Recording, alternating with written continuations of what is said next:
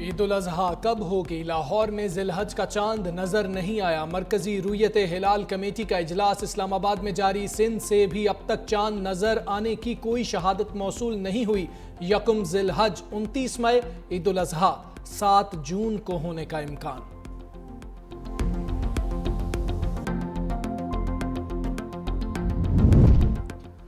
Saudi अरब में ईद उल अजहा का चांद देखने के लिए इजलास जारी। इंडोनेशिया में जिलहज का चांद नजर आ गया। ईद उल अजहा 6 जून को होगी। ब्रुनाई में भी जिलहज का चांद नजर नहीं आया। ईद 7 जून को होगी। फील्ड मार्शल सैयद आसिम मुनीर की ईरानी आर्मी चीफ से मुलाकात। ISPR के मुताबिक मुलाकात में खित्ते की बदलती सूरत हाल पर तबादला ख्याल। दो तरफा दिफाई ताल्लुकात को मजबूत बनाने पर जोर। तेहरान में ईरानी मुसल्लह अफवाज के चाको चौबंद दस्ते का फील्ड मार्शल सैयद आसिम मुनीर को गार्ड ऑफ ऑनर।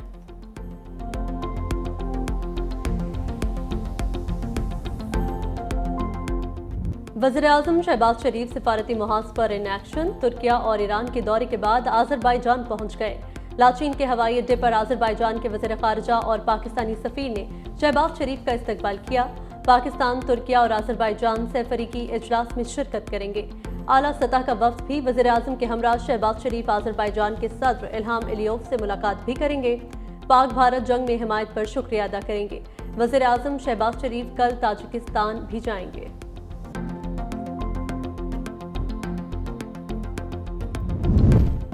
शिकस्त खोर्दा मोदी का एक और भयानक रूप। रोटी खाओ या गोली, भारतीय वज़ीर-ए-आज़म की पाकिस्तानी अवाम को धमकियां। पाकिस्तान का इश्तियाल अंगेज बयान पर शदीद रद्द-ए-अमल। तर्जुमान दफ्तर खारजा ने कहा, बयान में तशद्दुद अंगेज लबो लहजा निहायत काबिल तशवीश है। बयान पहले से गैर मुस्तहकम खित्ते के लिए खतरनाक नज़ीर कायम करने की कोशिश है। भारतीय क़यादत में सियासी बलूगत और शाइस्तगी के जवाल पर अफसोस का इजहार करते हैं। ऐसे बयानात अक़वाम मुत्तहिदा के चार्टर की खुली खिलाफ वर्जी है। पाकिस्तान ऐसे बयानात को एक गैर जिम्मेदाराना इश्तियाल अंगेजी समझता है। आलमी बिरादरी बयानात का नोटिस ले। भारतीय जारहाना बयानात इलाकाई इस्तेहकाम को नुकसान पहुंचा रहे हैं। मोदी तो 10 ਦਾ ਮਜ਼ਾ ਤੇ ਚੱਖਿਆ। ਉਹਦੇ ਵਿੱਚ ਹਲੇ ਅਸੀਂ 에ਅਰ ਗਨਾਂ ਇਸਤੇਮਾਲ ਕੀਤੀਆਂ ਨੇ, ਗਨਾਂ ਨੂੰ ਹੱਥ ਵੀ ਨਹੀਂ ਲਾਇਆ। ਸਾਡੇ ਕੋਲ ਉਹ ਮਿਜ਼ਾਈਲ ਨੇ ਜਿਹੜੇ ਕਦੀ ਤੂੰ ਖਾਬ ਵਿੱਚ ਨਹੀਂ ਵੇਖੇ ਹੋਣਗੇ। ਇਹਨਾਂ ਨੇ ਕੀ ਕਰਨਾ ਹੈ? ਇਹ ਕੁਝ ਨਹੀਂ ਕਰ ਸਕਦੇ। ਉਹ ਸਿਰਫ ਉਹ ਚੂੜੀਦਾਰ ਪਜਾਮਾ ਪਾ ਕੇ ਲਗਾ ਫਿਰਦਾ है, ਧਮਕੀਆਂ इलेक्शन जितने की खातर। मोदी तो ऐसे हवाई फायर मारता है, हम लोग सही निशाने पे मारेंगे। बड़ा शोर शराबा तो कर रहा था ना, तो अभी उसका क्या हाल हुआ? राइफल वेफल सब गए। मोदी की गीदड़ भभकियों पर पाकिस्तानियों का मुंह तोड़ जवाब। कहा, अगर भारतीय वज़ीर-ए-आज़म गोली चलाने की बात करता है तो यहाँ से बम चलाएंगे। एक बार मोदी को शिकस्त हो चुकी तो 12 भी सख्त जवाब मिलेगा।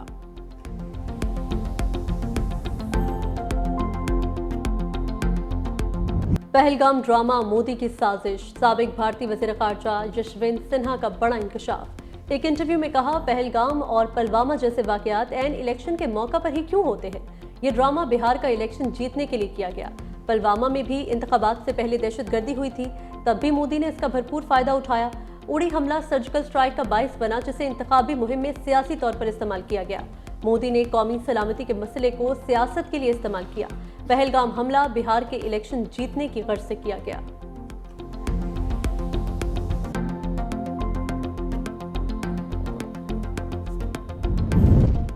मोदी सरकार की इंतहा पसंद और नाकाम पॉलिसियां। भारतीय तज्जियाकार और सहाफ़ी भी खुलकर तनकीद करने लगे। तज्जियाकार अजय सानी ने एक इंटरव्यू में भारतीय हुकूमत की नाअहली और भारतीय मीडिया के झूठ का पर्दाफाश कर दिया।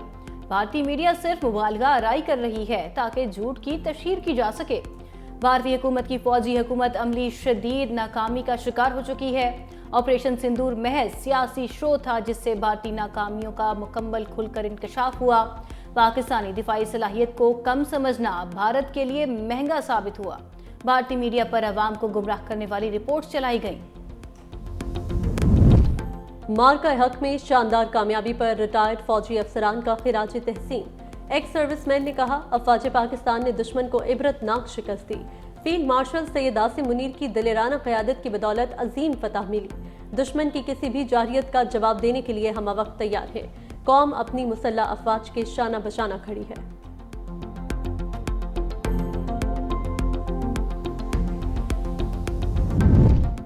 एहतजाज सबका हक है, लेकिन पीपल्स पार्टी ने रेड जोन में दाखिल होने की कोशिश की।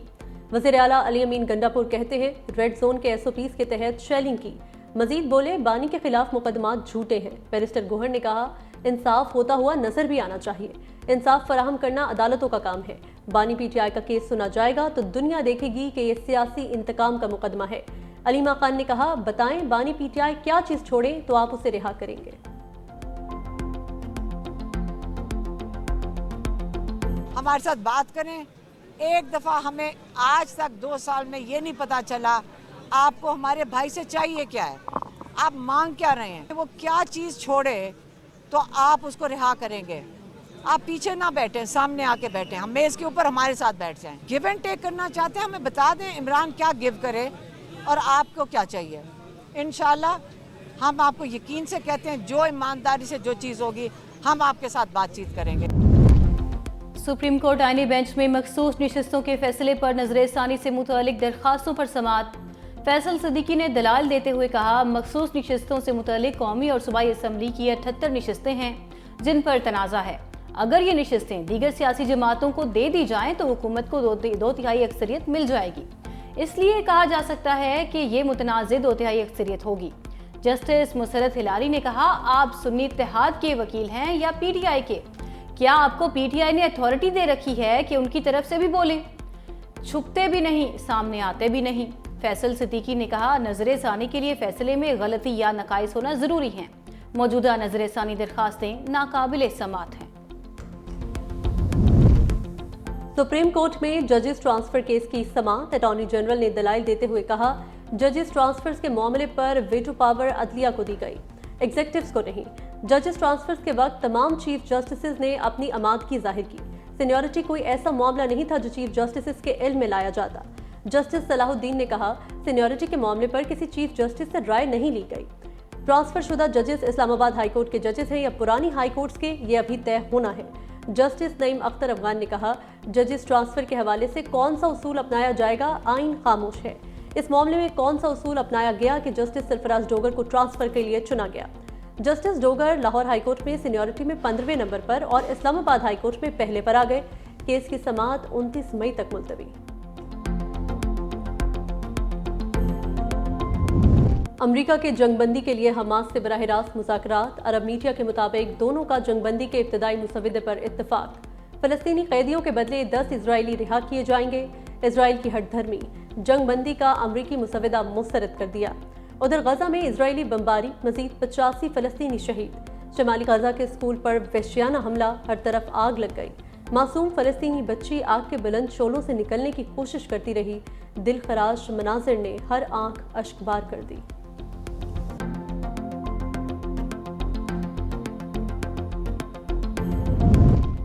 इस्लामाबाद में बादलों का राज, रावलपिंडी में मूसलाधार बारिश, पेशावर में भी तूफानी बारिश और जालाबारी। आज़ाद कश्मीर में भी कहीं हल्की कहीं तेज़ बारिश का सिलसिला जारी। गलियात और सवात में भी बारिश से मौसम दिलफरेब।